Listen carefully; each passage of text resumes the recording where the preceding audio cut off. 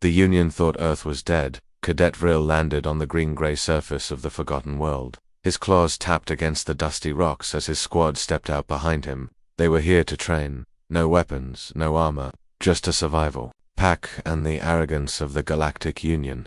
"Welcome to Deadworld 203, also called Earth," said Commander Scare over the com. "It's been silent for 20 years. No signs of life. Treat it like a test. Survive 7 days, and you pass."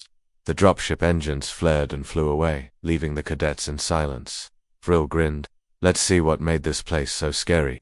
They laughed, young, bold, untrained. They didn't notice the eyes watching them from the black trees nearby. Day 1, the first disappearance, there were 12 cadets. By morning there were 11. No scream, no struggle. Just an empty sleeping bag and scattered claw marks. Vril's squad searched the forest. They found broken branches, and a strange symbol carved into a tree, a triangle with a burning eye. "What's this?" asked Cadet Myla. "No idea," said Vril, but he felt cold in his spine. At night, they set up motion sensors. Half of them stopped working after midnight. The sky was full of stars, but something was wrong. They didn't realize Earth had changed. Day 2, the shadows moved the next day. 2 more cadets vanished. This time there was blood. Green blood, dripping over old human ruins. Strange metal towers lay broken in the forest. Vril recognized them from old files, human signal jammers, but these were active, still buzzing low. They turned off all alien COMMs. No one could call for help now. Vril ordered the team to stay close, but one cadet, John, walked 10 feet into the trees and never came back. The rest heard only one thing, a deep clicking sound, like metal teeth. Day 3, the trap. Now only 7 remained. Vril set a trap with motion, mines, and sound laws. At 2:14 a.m., something triggered the trap. The explosion lit up the forest, but when they reached the site, there was only a dead bird, a local species. Harmless. They were being played. Then Vril noticed it. His map had changed. A new heat signature had appeared under the ground. "Below us," he whispered. "Something's down there." They started digging, found an old bunker. Inside, a single working screen blinked. It showed a live feed of their landing, then their first night, then their trap. "Someone's been watching us," and on the bottom of the screen, a human voice recording played. "Welcome to the test, Invader. Let's see how long you last." Day 4, human ghost. 6 left. 2 injured cadet. Myla screamed when she saw them. Humans, but not like the ones from history vids. These were silent, fast, wearing black bodysuits that melted into the shadows. They had no faceplates, only red glowing visors. One cadet was shot in the leg by a dart. He went stiff, then began screaming, not from pain but terror. He cried out about fire, spiders, and his skin crawling. Vril recognized the Technora weapons. Humans had upgraded. "I thought they were gone," Myla said. "They're not gone," Vril answered. "They were hiding." Day 5, the mess. 4 remained. They found the body of Cadet John hanging upside down from a tree. His skin was untouched, but carved into his armor were words in human English. "Do you still think we're weak?" The Union had lied. Earth wasn't dead. Earth had learned. Earth had built traps from silence. They tried to escape, running back to the drop zone, but their ship was gone, destroyed. A perfect hole burned through it, and in the ashes was another message. "You sent children, we sent warnings." Day 6. The hunt begins. 1 by 1. The cadets were hunted. Silent drones with red blinking eyes tracked their movement. Sonic weapons dropped them to their knees. They saw no attackers, only flashes of light and heat. Vril crawled into an old bunker with Myla. Her hand shook as she aimed her small laser pistol. "I didn't sign up for this," she whispered. "None of us did," he replied. On the wall, behind them, someone had scratched a phrase in blood. "Earth speaks last." Day 7, the last broadcast. Only Vril remained. He found a working beacon inside a human base. His final message to the Union was short. "This isn't a dead planet. This is a war school. You sent us to die. Earth is alive. Earth is ready." Before the signal could end, the feed went black. Behind him, the door opened. A tall human in black armor stepped in. His face was calm, his eyes cold. "You survived," he said. That Vril didn't move. "What now?" The human tilted his head. "You go home and you tell them the silence is over." Epilogue. Silence ends. The Union received the message 2 days later.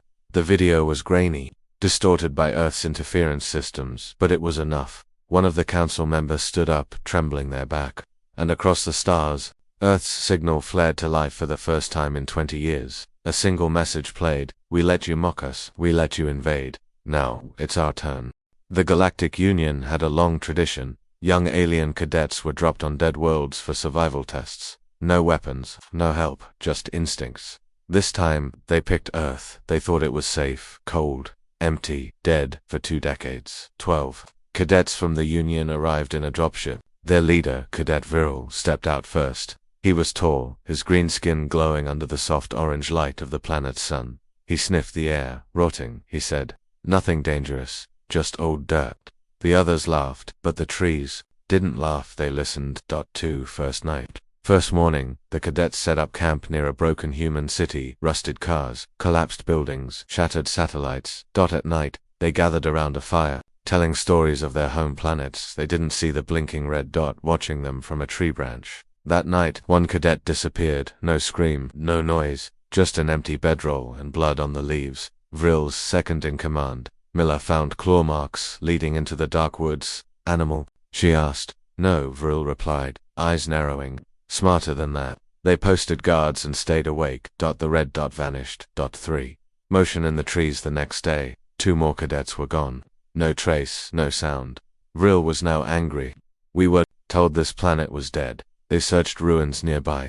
Inside a collapsed building, they found something unexpected: an active human motion scanner. Ancient tech. Still working, still tracking them. On its screen was a strange symbol, a triangle with a burning eye inside it. "What does it mean?" Miller whispered. No one answered, but in the distance, a soft clicking sound echoed through the trees. Metal on metal. Something, or someone, was hunting them. 4 The trap. On night 3, Viril set a trap. Energy mines, heat decoys, noise lures. At midnight, one of the mines exploded. The cadets rushed to the site but found nothing but a small bird, torn in two, a fake target. Then, the real trap triggered. Their camp's power grid exploded. 2 more cadets burned in their tents. Viril realized something chilling. They're not attacking us randomly. They're studying us, learning how we react. This wasn't a test anymore. This was war. 5 The human message. By morning, only 6 cadets remained. They found an old bunker nearby, half buried under ash and vines. Inside, strange energy still pulsed through the walls. A single working monitor turned on when they entered. It played a short video, grainy human faces, uniforms, red glowing visors. Then, a voice spoke in human English. "This planet is not dead. You are inside a live training zone. You entered uninvited. Now, survive." The screen went black, and the door behind them locked shut. 6 Trapped underground. The cadets tried to break the door. No use. Inside the bunker were maps of the forest, their paths, their traps, even their names. One cadet panicked and ran deeper inside the halls. They heard a scream, then silence. Viril stood frozen. "They knew we were coming. They prepared this. They're still here," whispered Myla. A soft knock came from the wall behind them. Then another knock. Then whispers in the dark. 7 Escape and truth. They broke free by burning the main door, losing 1 more cadet in the explosion. Now only 4 remained. They returned to the landing zone, but their ship was gone, destroyed. In its ashes, a symbol had been burned into the metal. "We are still here." Viril collapsed to his knees. "We weren't sent here to train," he said. "We were sent here to be hunted." The others looked to him for answers, but he had none. 8 The last stand of 4 remaining cadets found an old power station. They sealed themselves inside and tried to send a distress signal. No response. The human jammers were still working. That night, 1 cadet vanished from inside a locked room. Blood covered the ceiling, a message written with it, "Still weak." Viril grabbed the last flare gun and stood guard with Miller, but she was tired, too tired. She blinked once, and when she opened her eyes, Viril was gone. 9 Miller's ending. Miller sat alone inside the broken building. The sound of rain echoed through the holes in the roof. She activated her last energy tablet and recorded a message. This was no training mission. Earth was never silent. The silence was a trap. Suddenly, the screen blinked. A shadow appeared. Behind her. She turned. Black armor, human, glowing red visor. Her scream didn't even reach the recorder. 10 The galactic shock. 3 days later, a single escape pod drifted into Union territory. Inside, Cadet Viril, barely alive, eyes wide with fear. He repeated the same sentence, over and over again. "Earth is not dead. Earth is waiting." The Galactic Union command played the recovered videos. They watched in silence as their top cadets were hunted, and when the last screen faded out, a human voice spoke clear and sharp. You sent students. We sent ghosts. 11 Earth speaks 1 hour later, across every channel. Earth's first signal in 20 years played through the galaxy, a single line in a low human voice. We watched your jokes. We heard your laughs. Now, let's see how. You scream. The Union finally understood. The silence wasn't weakness. It was a warning. The ship was split in half. No distress call, no survivors. And floating near it, a message burned into the hull. We are back. 1. The Discovery Captain Jora of the Union mining fleet was the first to see it. He was scanning asteroid fields near the Mars belt when his sensors picked up debris, metal, glowing faintly. At first, he thought it was just space junk, but as he approached, the shape became clear. A Union warship split clean down the middle. No distress signal. His AI said, no escape pods launched. No known weapon signature. Captain Jora zoomed in on the metal. His eyes widened. Someone had carved a message into the side using a high-energy plasma torch. We are back. He stared at it for a long time, then whispered, humans, too. The Council reaction 2 days later, inside the Galactic Union command chamber, high leaders watched the wreckage footage in silence.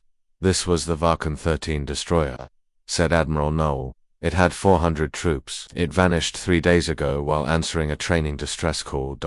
From Earth. The room went cold. One ambassador finally spoke. We haven't heard from them in 20 years. We thought their civilization collapsed. Another replied bitterly, maybe it didn't, maybe it was hiding. They played the full video from the mining ship. At the end, a voice recording autoplayed from the Vulcan 13's last log. They're not animals, they're ghosts in machines. We hit them first. They hit back smarter. 3. Who sent the message? Deep in a dark lab below Neptune's orbit, a Union analyst named Kiv studied the video frames. He zoomed in on the wreckage, writing. Each letter burned with exact force. This wasn't panic. It was art. Too neat. Kiv muttered. Whoever did this wanted it found. He decoded energy residue from the plasma burns. The weapon used was not alien, it was Terran. Human tech, but stronger, sharper. They didn't just survive, he whispered. They upgraded. 4. Return to Earth. A risky probe. The Union sent an invisible probe toward Earth's orbit. Tiny, fast, no signal, pure stealth. The probe reached Earth's upper orbit in 8 hours. It saw dark skies, no satellites, no space stations. Earth looked quiet, too quiet. Then the probe caught a glimpse of something moving, a human ship, or what looked like one, but its shape was strange, organic, like metal grown from bone. Silent, no heat signature before the probe could scan it. The screen went black. Transmission lost. 5. An old signal replays while the Union debated its next move. One of their deep space station Hierolfiv picked up a ghost signal, a looped broadcast in ancient Terran code. The voice was low, rough, and angry. You saw silence. We saw strategy. You forgot Earth. Earth remembers everything. One Union officer spoke, shaking. They waited for us to relax. 6. Human strategy revealed. The Union brought in retired General Keln, one of the few who had fought during the first Earth campaign. He watched the wreck footage in silence, then spoke calmly. You didn't beat them. You humiliated them, took their cities, mocked their culture, and then you forgot them. He paused. They didn't forget you. They went underground. They studied us. They copied our ships, then made them better. He turned to the Council. They won't send demands or threats. They'll send destruction and messages written in fire. 7. Alien panic grows. Alien media across the galaxy began reporting the event. News flashed. Earth strikes back. Is the dead planet a trap?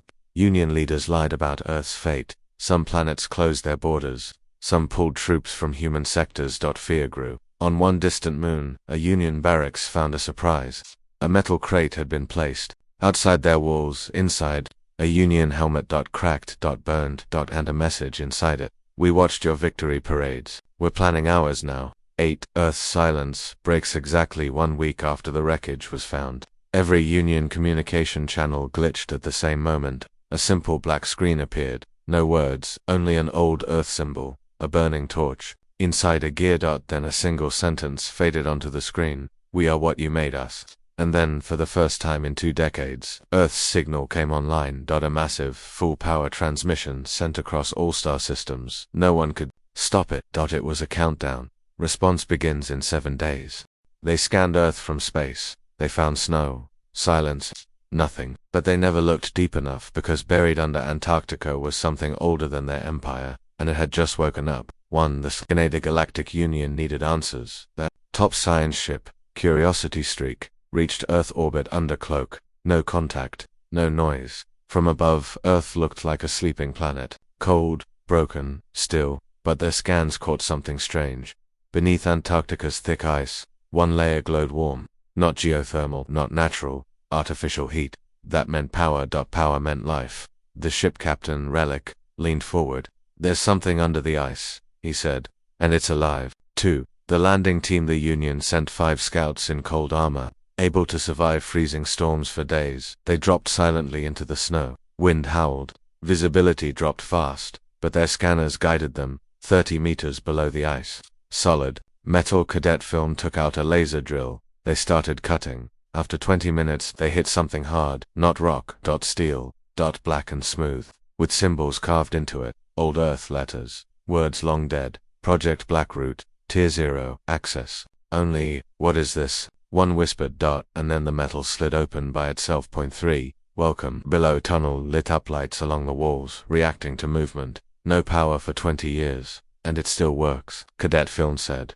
They stepped inside. The door sealed shut behind them. At first, nothing moved. Just silence and frost. Then screens blinked on. Maps. Systems. Old Earth tech. One monitor showed a strange sentence flashing. Status. Hibernation ending. Please stand by. That's when the ground began to hum. Something huge was waking up. 4. The bioshells inside the frozen city. Deep underground, they found hangars, rows and rows of giant machines. But these weren't ships. They were living, half metal, covered in tubes, sleeping. They're not machines, Film whispered. They're bioships, dozens of them, each with human markings, each pulsing with life. A sign overhead read, Bioshell Strike Force reserved status. Last line. Why would humans hide something like this? One asked. And then a new voice replied, one not from their team, because we wanted you to come look. 5 contactor scouts turned. A human stood at the far end of the chamber, wearing black armor. No weapon. He stepped closer. You scanned. You dug. You entered without knocking, he said. Filane raised his weapon. Identify yourself. The human smiled. I'm Commander Lynn Reyes, and you just walked into Earth's last war vault. He looked at the bioships behind him. You woke them up. 6. No escape. The scouts tried to leave, but their comms failed. Their exit tunnel was sealed. The human didn't move to attack. He just spoke softly. He thought Earth stayed silent because it was weak. But silence is strategy. He pointed at the ceiling cameras blinking. We let you see only what we wanted. We let you mock our silence. Film shouted. This is Union territory now. Reyes stepped closer. This was Earth. Now it's something else. 7. The awake. Around them, the giant bioships began to glow. Lights pulsed. Flesh rippled over metal. Power flowed. The floor shook. A loud signal rang through the base. Bioshells online. Strike Force launch ready. Commander Reyes touched his wrist console. Let the galaxy know we're not sending messages anymore. He looked at the scouts. We're sending monsters. 8. Final transmission. 8. Final transmission. Only 1 scout survived, barely. The others were consumed by the living base, their memories copied and stored. The last scout escaped through an emergency shaft. Reaching the surface, a drone picked him up. He carried a data chip. Inside was video of what he saw, a city under the ice, human machines that breathe, a man who smiled when cornered. And a final message, recorded by Commander Reyes. You took our silence for weakness. You never realized. Silence is where evolution begins. 9. Galactic shock. The Union Council sat frozen. The footage spread across every system. People panicked. Bioships, underground cities, living machines. Leaders asked. A single Union general answered. They built an army while we laughed. 10. Earth's countdown ends then. Earth's signal flared again. The 7-day countdown reached 0. Across Union space. Secret relay, satellites, long thought dead, turned on. And in every major sector, people looked to the skies. Because Earth wasn't just launching ships, it was launching something else. 6. Alien warships circled Jupiter. Powerful, untouchable. Then Earth responded. Only 1 ship returned, and it wasn't alone. 1. The fleet at Jupiter. The Galactic Union's 7th Patrol Group floated proudly above Jupiter. 6 warships, the size of a small city, each armed with rail cannons, shield coils, and fighter squadrons. Captain Drelm stood on his command deck, watching the storms below. No human activity for 2 decades, he said. Yet they launched strange signals. That countdown, here to scare them. He didn't know Earth was already watching him, not from space, from inside. Jupiter's shadow. 2. Earth's hidden fleet behind the dark side of Jupiter, camouflaged against the swirling red gas. 6 strange objects drifted. They weren't normal ships, they were silent, no energy signatures, no heat, half metal, half organic. They were Earth's bioships. They had waited for this moment, and now, with Earth's countdown at 0, they moved. 3. First contact, not words, but fire. Union ship. Raxian picked up the first anomaly. Something just appeared, the sensor tech said. Right on top of us. Before they could raise shields, something crashed through the hull. It wasn't a missile. It was alive. The bioship drilled through the Union cruiser like a spear made of fire and bone. Inside it released gas, dark, silent, choking. The crew never had time to scream. Ship 1 destroyed. 4 chaos in orbit. The other Union captains tried to respond. Get fighters in the air. Activate shields. But it was too late. Bioships moved in total silence, no signals, no warnings. They attacked like wolves in a pack. One wrapped its tendrils around a ship's engines, then overloaded them from within. Another split into a swarm of smaller drones that burrowed into crew compartments. 5 Union warships were gone in under 7 minutes. 5. The survivors. Talon Lee. 1 ship remained. Gorath 12. Its engines were damaged. Its crew panicked. Captain Drelm watched from his chair, blood dripping from his shoulder. One of the bioships hovered outside their VIEWPORT. No weapons. No movement. Then a voice came through the speakers. It wasn't a radio. The ship was speaking, directly using psychic pulse, a human voice. Cold.com. You sent fleets. You sent fire. We sent silence. Now we send judgment. Then, the ship turned and flew away. It let them live to carry the message. 6. The message spread. The Gorath 12 limped back to Union territory. Its black box recorder was played before the Union High Command, and they heard the voice again. This was your warning shot. The next wave does not speak. Tell the stars. Earth remembers everything. Every Union system went on high alert. Borders closed. Trade routes locked. Troop movements increased. Too late, because Earth wasn't hiding anymore. 7. Strike. Protocol. Ignite inside Earth's underground base near the African Rift. Commander Lin Reyes stood in front of a glowing map. Red dots showed destroyed Union ships. More red dots blinked to life. Enemy stations, supply chains, black site labs. He looked at his officers. Phase 2. Begin. The order was simple. Earth's counterattack was just starting. Point 8. Reactions. Across the galaxy, news broke in every system. Earth destroys Union fleet near Jupiter. Biotech weaponry unknown to Council science. Union military. They hit without being seen. People whispered in fear. If humans could hide ships behind gas giants, where else could they be? Under moons, inside stars. Already among them. 9. Earth broadcasts. 1 sentence then, across every galactic channel. Earth finally spoke again, this time, with a signal strong enough to crash systems. We let you speak first, now we speak last. And behind that message, a transmission showed the remains of the Union fleet burning, floating, torn apart. The symbol of Earth flashed on screen, a burning torch, rising from broken chains. The galaxy had its answer. Earth was back, and Earth wasn't just fighting, it was winning.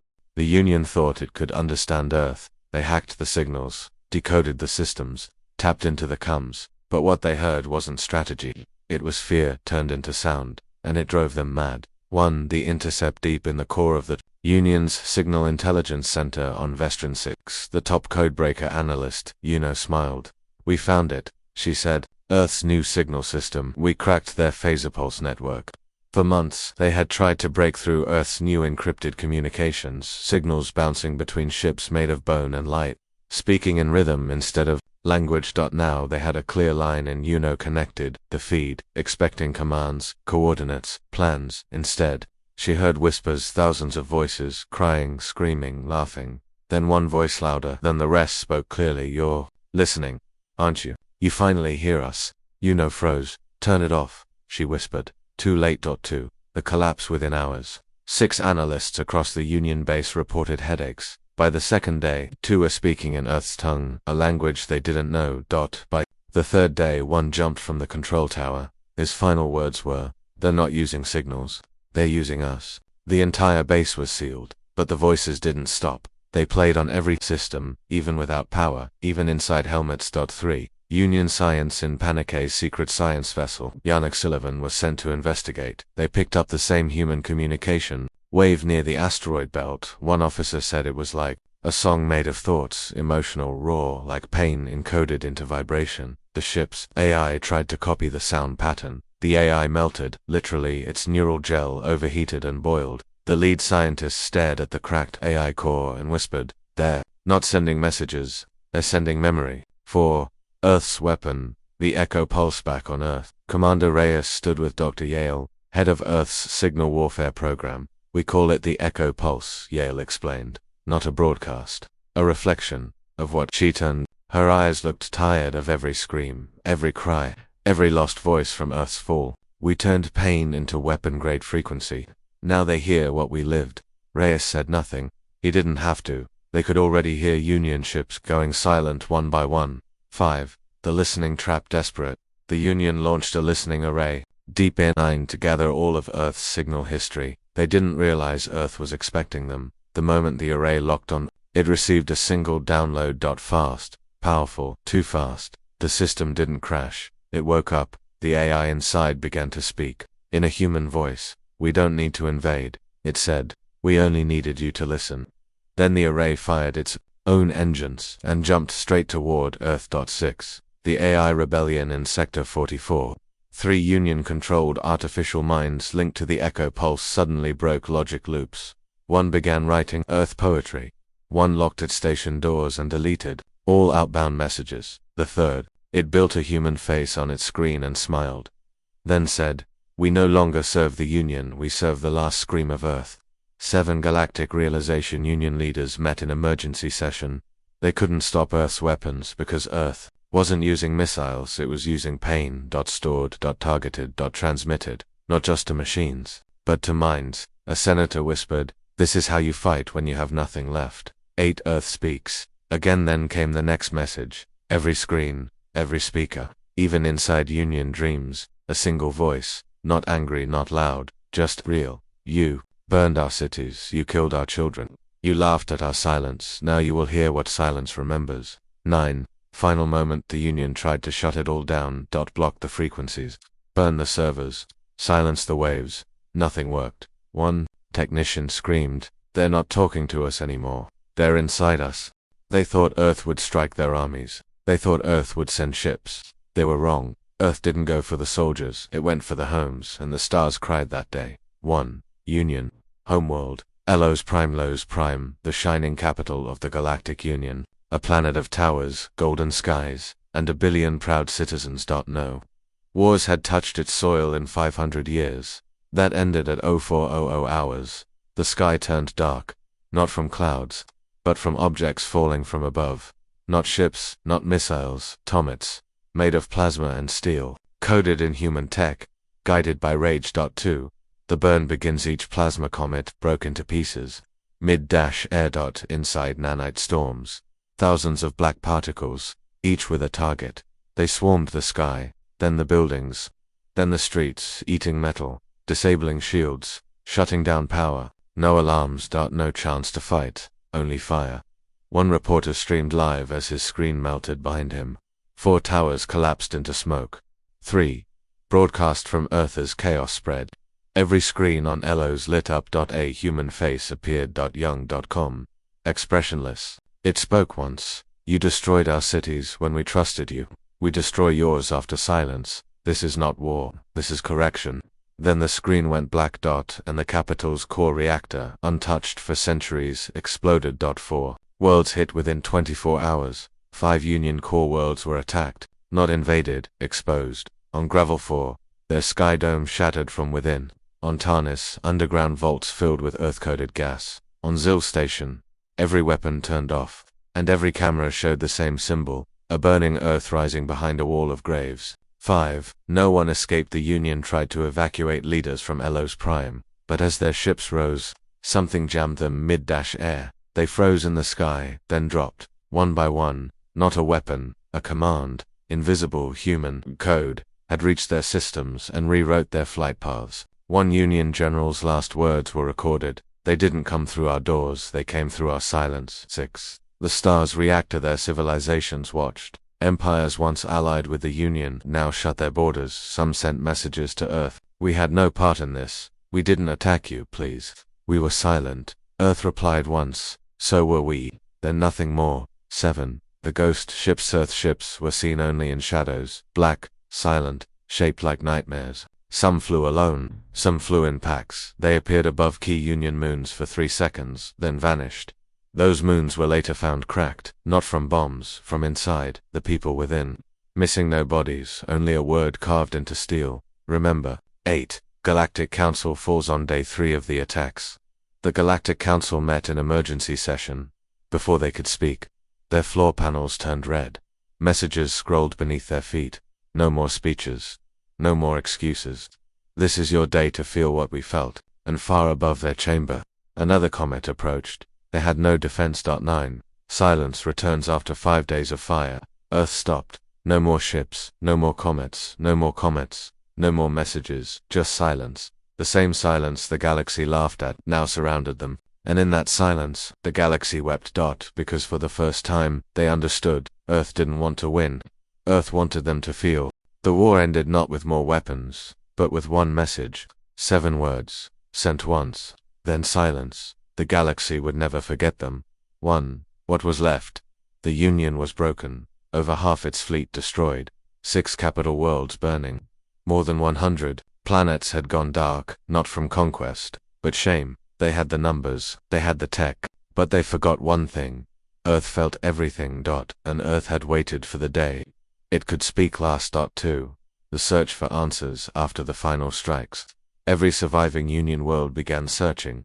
They tried to trace Earth's hidden fleet map, the movements, decode the logic. Nothing made sense. Some bioships appeared above enemy stations, then left without firing. Others destroyed comms but spared the population. One arrived on a Union prison moon, and simply freed the humans there. Every action sent a message, but the final one came on the 7th day of silence. 3. The last broadcast at 0 o'clock Standard Galactic Time. Screens across the galaxy flickered on. Black background.